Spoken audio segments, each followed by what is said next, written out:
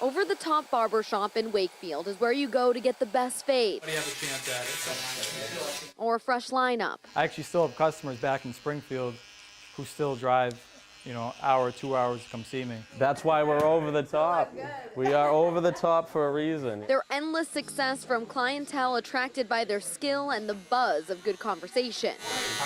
Beyond the trendy vibe with graffitied walls and their tattoos and pierced bodies and gold chains, there's one chair that's empty, and that's where this story begins. I just lost a good friend of mine who was working here. His name's Dean, and Dean had a long struggle, and he didn't make it. Owners Luke Noreen and Rocco Dinelli's mirrors are decorated with dozens of others who have lost the battle to addiction. With the epidemic, it's too crazy out here. I don't know how many kids, 19, 22, 32, 32, 29, it's like this is happening all around us. Including Rocco's two sisters. To see, my mother having to bury a child. No parent should ever have to bury a child. Rocco and Luke are recovering addicts too.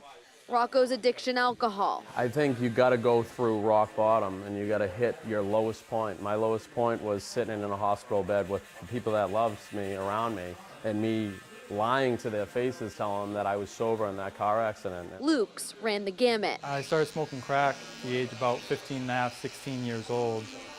Moved on to Percocets, to heroin, alcohol, benzos.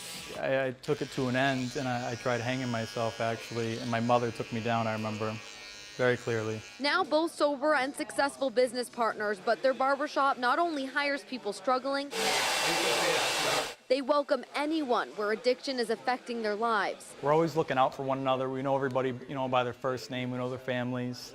We know what their cousin's going through. We're making phone calls trying to get, their friend, their family member into detox, into a rehab. We keep Narcan in our stations. We have to. This is the world we live in. They say the barbering industry is rife with addiction. It's a cash business.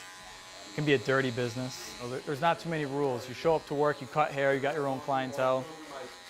Just be respectful, don't be high. Those are two rules, and a lot of people can't follow them.